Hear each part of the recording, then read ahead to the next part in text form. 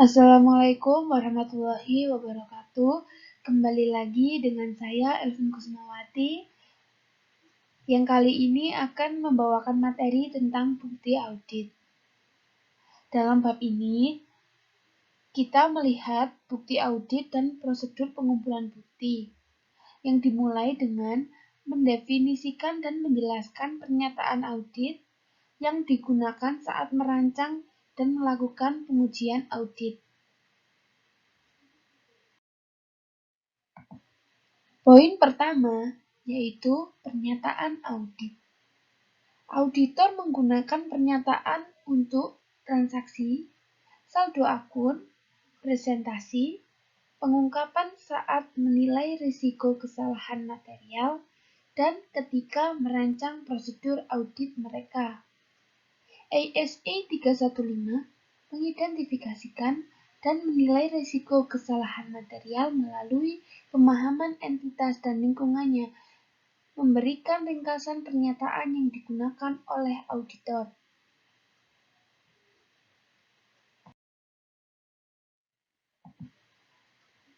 Pernyataan yang digunakan untuk transaksi dan peristiwa termasuk item laporan pendapatan untuk periode akuntansi. Yang pertama, saat pengujian terjadi. Auditor mencari bukti untuk memverifikasi bahwa transaksi atau peristiwa yang direkam, seperti pendapatan atau item pengeluaran, terjadi dan berkaitan dengan entitas. Kedua, pengujian kelengkapan. Auditor mencari transaksi atau peristiwa dan memastikan ini telah direkam. Ketiga, pengujian untuk akurasi. Auditor mencari bukti bahwa transaksi dan peristiwa telah dicatat pada jumlah yang sesuai. Keempat, pengujian untuk cut-off. Auditor mencari bukti bahwa transaksi telah dicatat dalam periode akuntansi yang benar. Pernyataan yang kedua digunakan saat menguji item neraca. Pertama, ada pengujian hak dan kewajiban. Auditor mencari bukti untuk memverifikasi bahwa aset yang dicatat dimiliki oleh entitas, bahwa kewajiban yang dicatat mewakili komitmen entitas. Kedua, pengujian untuk penilaian dana lokasi.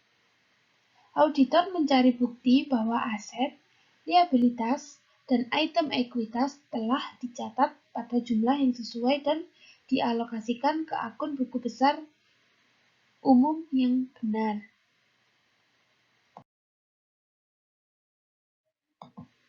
Poin kedua yaitu jenis bukti audit.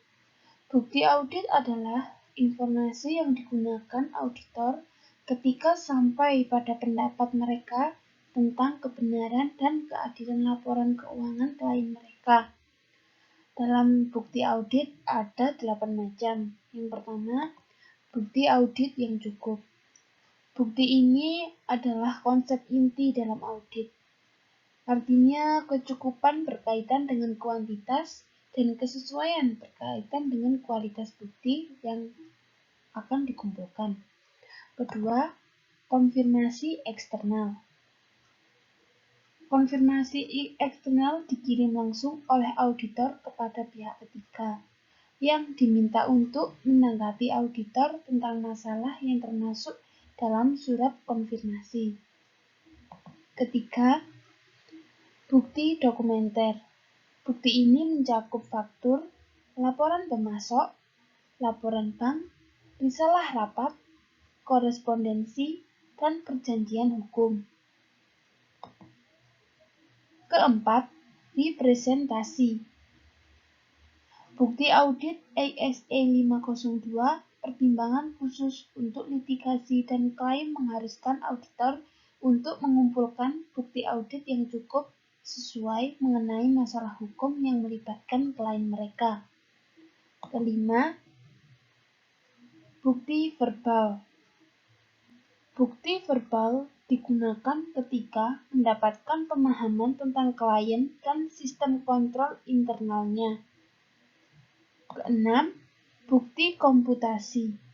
Bukti komputasi dikumpulkan ketika auditor memeriksa keakuratan matematika dengan angka yang muncul dalam laporan keuangan atau akurasi dan penilaian pernyataan alokasi. Ketujuh, bukti fisik. Auditor mengumpulkan bukti fisik melalui inspeksi aset berwujud klien seperti inventaris dan aset tetapnya. Kedelapan, bukti elektronik. Bukti elektronik mencakup data yang ditahan komputer klien, file yang dikirim melalui email ke auditor, dan item yang dipindai dan difaks. Transaksi umumnya diawali dan disimpan secara elektronik. Poin ketiga, persuasifnya bukti audit. Sebagaimana dirinci sebelumnya, ketika auditor mengakses catatan klien mereka kemudian mencari bukti yang menguatkan untuk membuktikan bahwa jumlah yang tercatat akurat. Di sini akan membahas 3 bukti. Yang pertama, bukti yang dihasilkan secara internal. Bukti ini dipegang oleh klien termasuk catatan cek yang dikirim, salinan faktur dan pernyataan yang dikirim ke pelanggan, pesanan pembelian, dokumentasi perusahaan mengenai kebijakan dan prosedur kontrak, risalah rapat, jurnal, buku besar, saldo percobaan, lembar bentang, lembar kerja, rekonsiliasi, perhitungan, dan komputasi. Kedua, bukti yang dihasilkan secara eksternal oleh klien. Bukti ini dimiliki oleh klien termasuk faktur dan laporan pemasok, pesanan pelanggan, laporan bank, kontrak, perjanjian sewa, dan penilaian pajak. Ketiga, bukti eksternal yang dikirimkan langsung ke auditor. Bukti yang dihasilkan secara eksternal ini dikirim langsung ke auditor termasuk konfirmasi bank, konfirmasi debitur, korespondensi dengan pengacara klien, termasuk konfirmasi dan representasi, dan penilaian ahli.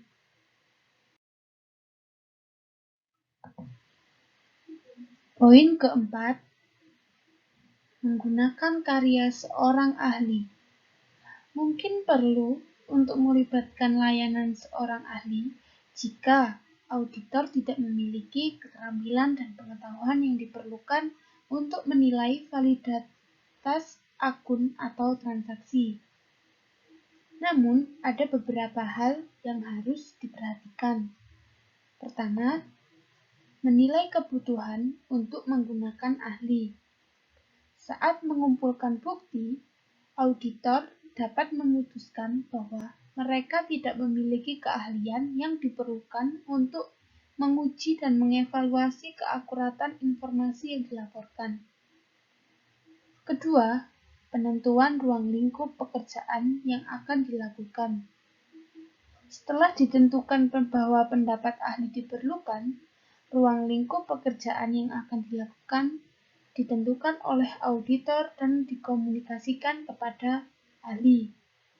Ketiga, menilai kemampuan ahli.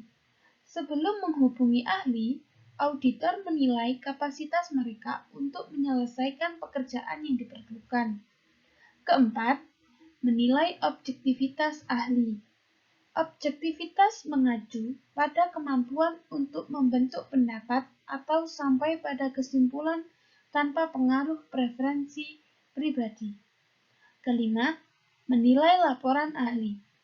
Penting bahwa laporan seorang ahli ditulis sedemikian rupa sehingga auditor yang bukan ahli lapangan yang dilaporkan dapat memahami konten teknis laporan. Keenam, tanggung jawab atas kesimpulan. Tanggung jawab untuk sampai pada kesimpulan keseluruhan mengenai kebenaran dan keadilan laporan keuangan klien tertumpu pada auditor.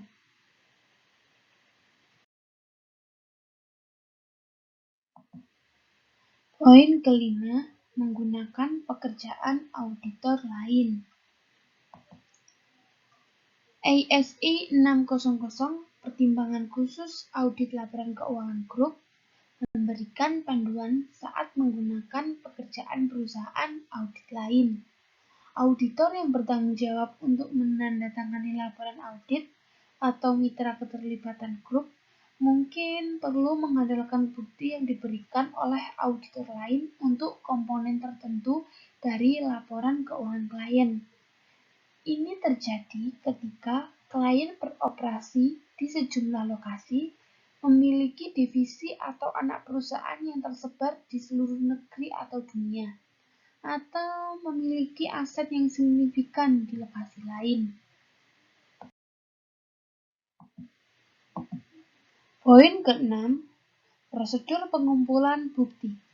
Prosedur pengumpulan bukti yang dijelaskan dalam bagian ini dilakukan pada berbagai tahap audit ketika menilai risiko, mendapatkan pemahaman tentang klien, mendapatkan pemahaman tentang sistem kontrol internal klien, menguji kontrol tersebut, melakukan pengujian substantif terperinci, dan menggambar kesimpulan akhir. Salah satu prosedur pengumpulan bukti yaitu auditor akan memeriksa catatan dan dokumen karena berbagai alasan.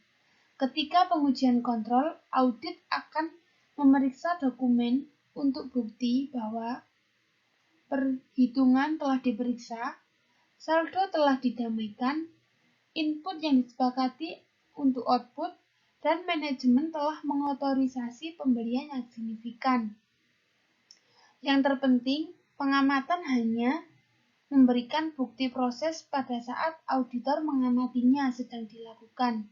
Auditor perlu menentukan apakah ada bukti bahwa prosedur yang diamati telah diterapkan secara konsisten sebelum periode yang sedang diaudit. Sekian dari apa yang saya sampaikan. Terima kasih. Wassalamualaikum warahmatullahi wabarakatuh.